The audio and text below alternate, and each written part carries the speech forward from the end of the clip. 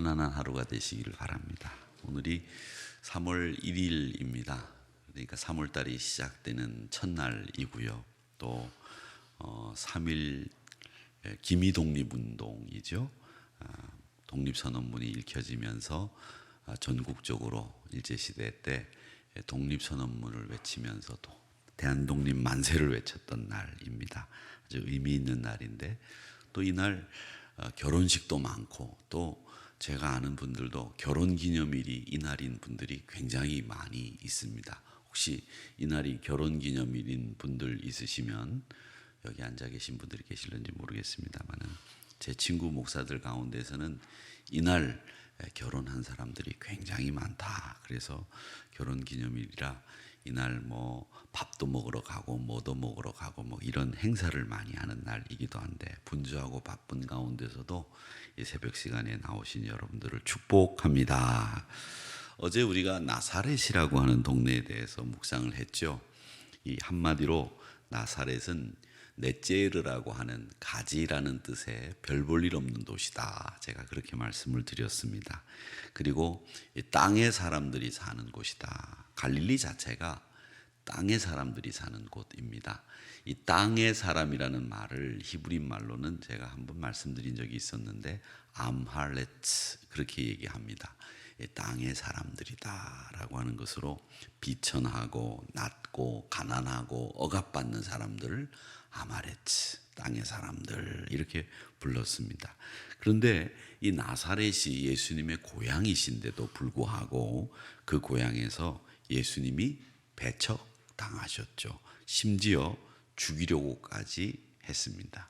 담대하게 예수님이 그것을 벗어났는데 그렇게 벗어날 수 있었던 이유는 하나님이 모든 일을 하신다라고 하는 강한 확신이 있으셨기 때문에 그는 그 어려움 속에서 벗어날 수 있었다. 이렇게 말씀을 드렸습니다.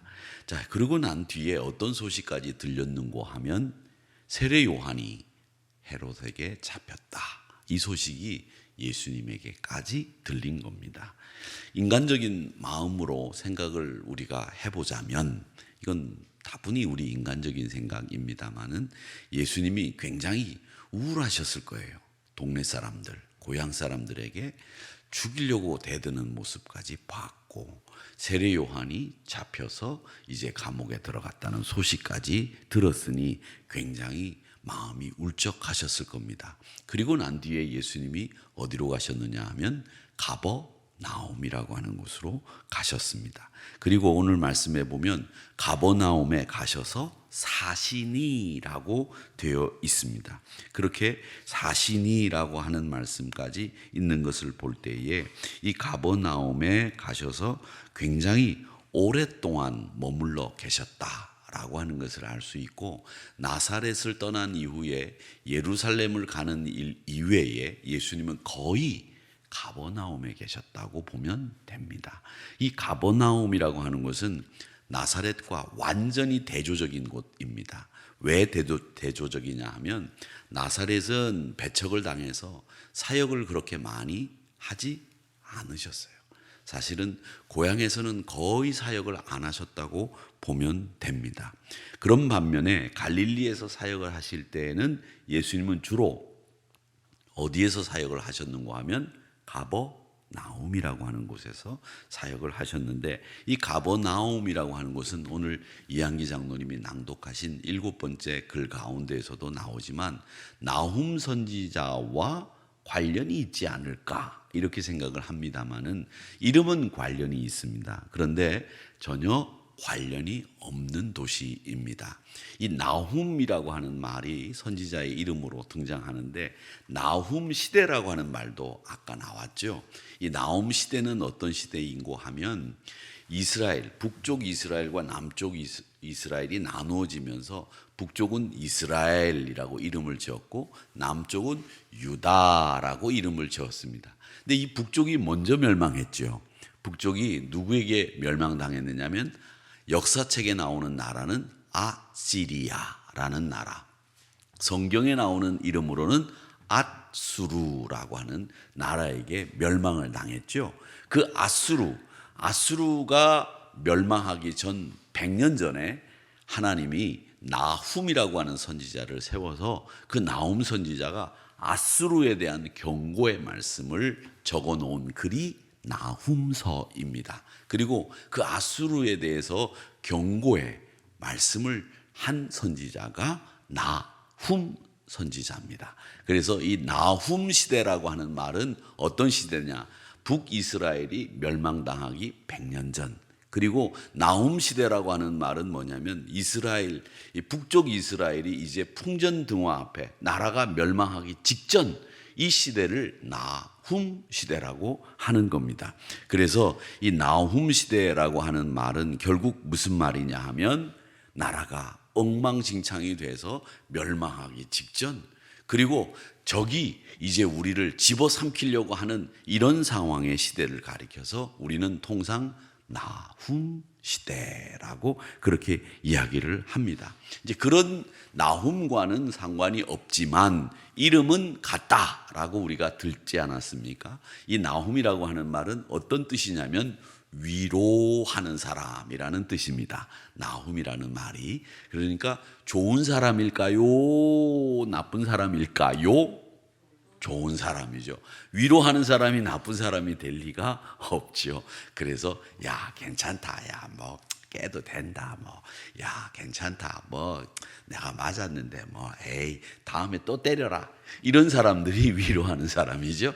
그 위로하는 사람은 되게 좋은 사람입니다. 그러니까 이 나훔이라고 하는 마을 자체가 위로하는 곳, 위로하는 마을, 위로의 마을이라는 뜻으로 가버나움이라고 그렇게 불렸는데, 이 가버나움이 아주 교통 요지예요. 그리고 사람들이 왕래하기가 아주 좋은 곳이었습니다. 그러다 보니까 사람들이 모여서 이쪽 사람 저쪽 사람 강 건너 사람 강 위에 사람들이 다 모여서 야 내 거 줄 테니까 네 거 다오, 그래가지고 물물 교환이 왕성하게 일어났고 돈 거래도 왕성하게 일어나면서 여기서는 저 시리아, 저 요르단, 저 북쪽에 있는 아라비아 이런 물건들이 들어오면서 이 통관을 하게 되는 세관이 생겼습니다. 그래서 가버나움에서 제자들을 불렀는데 세리들이 있었죠. 그 세리들이 바로 가버나움의 세관에서 근무하던 사람들이었습니다.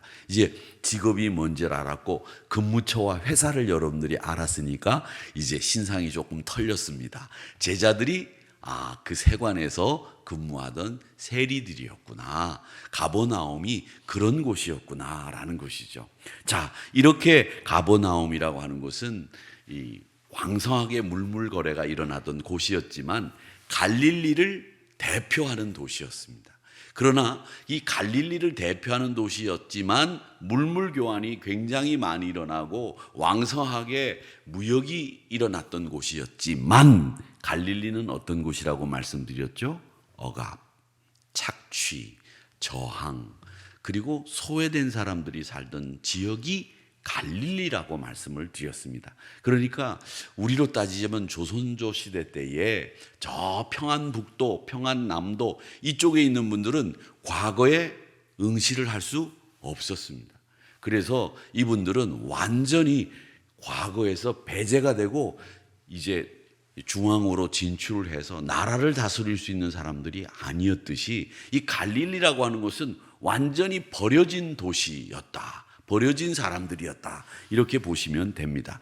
거기에 가장 대표적인 도시가 나훔, 가버나움이라고 하는 도시였는데 선지자 이사야의 말씀을 우리 주님이 오늘 소개하고 있습니다. 선지자 이사야의 말씀이 소개되고 있는데 그 말씀의 내용은 한 가지입니다. 뭐라고 얘기하는가 하면 빛이 빛이었도다. 16절 하반절에 있는 이 말씀이 선지자 이사야가 가버나움을 향해서 하신 말씀입니다. 빛이 빛이었도다.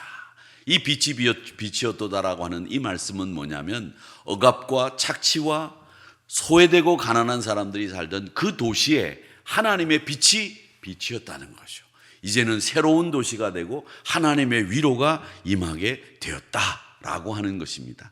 그래서 예수님도 이곳에서 가장 많은 갈릴리 사역을 하셨습니다. 우리가 대표적으로 이곳에서 하신 사역 두 가지만 제가 소개를 한다고 한다면 하나가 어떤 사역이냐면 백부장 종을 고치는 사건. 백부장이 예수님을 찾아오지 않습니까? 이 백부장은 로마 군인 100명을 거느린 고위 장교입니다. 근데 요즘은 100명 정도 거느리면 한 중대장 정도 되는데, 그 로마 시대 때에는 100명 정도 거느리는 이 로마 군인은 중대장보다 훨씬 더 권위가 있고 직급이 높은, 우리로 따지자면 스타 정도 되는 그런 고위 장교가 백부장입니다. 그래서 이 보통 로마 이태리 이외에는 백부장을 만나볼 수가 없습니다. 그 정도로 고위 관직에 있는 장교, 군인인데 이 사람의 종이 병이 들었어요. 그러니까 백부장이 예수님을 찾아왔죠. 그래서 우리 종이 병이 들었는데 주님이 좀 고쳐달라고 그렇게 이야기를 하니까 예수님이 그래, 내가 그러면 네 집으로 가서 네 종을 고쳐주겠다, 이렇게 이야기를 하시죠. 그러니까 예수님이 그런 얘기를 하시자마자 백부장이 뭐라고 얘기합니까? 아이고, 그러지 마십시오. 말씀만 하십시오. 저도 제 부하들에게 오라 그러면 오고 가라 그러면 갑니다. 그런데 하물며 예수님이 저희 집에 오시다니요? 말도 안 됩니다. 그저 말씀만 하옵소서. 그러면 우리 종이 낫겠나이다. 이 사건이 일어났던 데가 곳이 어디냐? 가버나움입니다. 그렇게 예수님의 위로가, 고침의 역사와 치료의 역사가 일어났던 곳이 가버나움이라고 하는 곳입니다. 또 한 가지 사건이 있었죠. 그 사건이 뭐냐면 중풍병자가 걸린 사람이 있는데 예수님이 막 무리들을 모아놓고 가르치는 거예요. 그런데 집 안에서 하도 날씨가 더우니까 조그만한 집 안에 들어가서 예수님이 이제 천국 복음을 가르치고 있는데 친구들이 이 중풍병자 걸린 이 친구를 예수님에게 데려가야 된다고 생각을 하고 4명이 이 친구를 데리고 예수님이 계신 곳으로 왔습니다. 그런데 사람이 너무 많아가지고 예수님에게 접근할 수가 없으니까 지붕으로 올라가서 그 지붕을 뜯어내고 예수님 앞으로 중풍병자를 내려서 예수님이 그 병자를 고치신 사건, 그것도 어디에서 일어났었느냐? 가버나움에서 일어난 사건이었습니다. 그러니까 이 사건을 통해서 볼 때에 은혜의 빛이, 치유의 빛이 비추었던 위로의 동네가 가버나움이었다라고 하는 것을 우리에게 말씀하시고 있습니다. 나사렛은 마가복음 6장 5절 말씀에 보면 예수님이 그곳에서는 아무 기적도 행하지 않았다고 마가복음에서는 말씀하고 있습니다. 그러나 이 가버나움은 많은 이적을 행하신 곳입니다. 그 차이가 어디에 있다고 생각합니까? 왜 가버나움에서는 많은 이적을 행하고 나사렛에서는 왜 기적을 행하지 않으셨을까요? 마가복음 6장 5절에 거기서는 아무 기적도 행하지 않으셨다라고 하는 마가복음의 이야기를 통해서, 또 어저께 저희들이 나사렛을 공부하면서 나사렛에서 예수님이 배척당하신 그 모습을 보면서 우리가 종합을 해보면 나사렛에서는 왜 기적을 행하지 않으셨고 가버나움에서는 왜 기적을 행하셨는지를 금방 알 수 있습니다. 그건 뭐냐? 받아들이는 사람의 마음의 자세입니다. 내가 은혜를 사모하는 사람이라면 예수님은 그 은혜를 더하시고 빛을 비추시는 거예요. 반면에 그 사람들의 마음이 완악하고 그 사람들이 예수님을 배척하면 그곳에서는 마가복음 6장 5절의 말씀처럼 아무 기적도 행하지 않으신다는 거예요. 그렇기 때문에 우리에게 제일 중요한 것은 이 가버나움을 통해서 배우는 교훈은 뭐냐? 내 마음이 예수님을 받아들일 수 있다면 우리에게는 은혜를 받을 수 있는 그릇이 준비됐다는 얘기예요. 그러니까 은혜 받을 준비가 돼 있는 사람들에게는 우리 예수님은 너무나 많은 은혜를 부어주신다는 거죠. 가버나움 사람들에게 그렇게 많은 은혜를 부어주셨던 것은 그 사람들이 그만큼 예수님을 사모했다는 거예요. 나사렛에서 아무런 기적을 행하지 않았다는 것은 그 사람들이 예수님을 배척했다는 거죠. 그렇기 때문에 우리는 문제가 뭐냐? 받을 수 있는 사람이냐? 받을 수 없는 사람이냐? 이걸 우리는 생각해 봐야 됩니다. 위로 역시 받을 수 있는 사람이 있고 또 그 위로를 받을 수 있는 사람이 우리가 되어야 되는 거죠. 여러분, 이런 말들 사람들이 많이 하죠. 야, 저 사람은 하여튼 뒷꼭지도 보기 싫고 또 저 사람은 하여튼 줄 것도 없는데 밉기만 하다. 이런 사람이 있죠. 그렇죠? 내가 저 사람한테 뭐 준 것도 없어. 그런데 밉기만 해. 이런 사람이 돼서는 안 될 겁니다. 사람들에게는 뭐 상관없지만 하나님에게는, 예수님께는 여러분 사랑받는 사람이 되십시오. 위로받는 사람들이 되십시오. 은혜의 빛이 비추어지는 여러분들이 되시기를 축원합니다. 이 위로받을 수 있는 사람은 어떤 사람이냐? 성경에 보면 애통하는 자는 복이 있나니 위로를 받을 것이며 이렇게 말씀하셨거든요. 그러니까 위로를 받는데 여러분 어떤 위로를 받아야 되느냐 참 중요합니다. 우리가 왜 애통해야 됩니까? 여러분 요즘 분들은 애통하는 것이 다 뭐 때문에 애통하느냐? 실패 때문에 애통합니다. 실수는 할 수도 있고 다시 일어설 수 있는 일입니다. 이건 사실은 위로가 필요한 것이 아니라 극복이 필요하고 담대함이 필요하고 용기가 필요한 거예요. 위로가 필요한 데가 아닙니다. 정말 위로가 필요한 것은 애통하는 자는 복이 있나니 저가 하늘의 위로를 받는다라는 말은 무슨 말이냐? 우리가 뭐 때문에 애통해야 되는지를 알아야 됩니다. 여러분, 애통하는 자는 위로받습니다. 그런데 우리의 애통은 뭐 때문이냐? 실패 때문에 애통하는 이런 현실에서 벗어나야 됩니다. 여러분, 우리는 우리의 죄 때문에 애통해야 하고 하나님 앞에서 부끄러운 죄인이라고 하는 사실 때문에 애통하는 것이 필요하지 우리의 실패 때문에 애통하는 어리석은 일을 버리지 마십시오. 우리 신앙인은 실패가 아니라 내 죄과로 인하여 애통해야 하고 하나님 앞에서 내가 너무 부끄럽고 죄스럽고 불경건하고 말씀대로 살지 못한 것 때문에 애통해야지 내 실패 때문에 애통해하는 것은 부끄러운 일이다라고 하는 것을 우리가 배워야 됩니다. 즉 백부장의 종을 위한 애통함, 이런 다른 사람을 위한 애통, 자기 죄를 위한 애통, 이런 애통이 있을 때 가버나움, 하나님의 위로가 임하게 된다는 사실을 여러분 꼭 기억하시기를 바랍니다. 그래서 다른 사람을 위한 애통, 또 나의 죄과를 위한 애통, 이런 것들이 우리에게 필요합니다. 그렇게 가버나움에서 중풍병자를 백부장이 종을 위해서 애통하는 그 모습 때문에 하나님의 치료의 빛이 비추어졌다라고 하는 것입니다. 시편 137편에 보면 여러 강가에서 내가 시온을 기억하며 울었도다. 바벨론의 노래 여러분 잘 아시죠? 그 바벨론 강가에서 노래를 부르며 눈물을 흘리며 시온을 생각하는, 나라를 생각하는 애통함.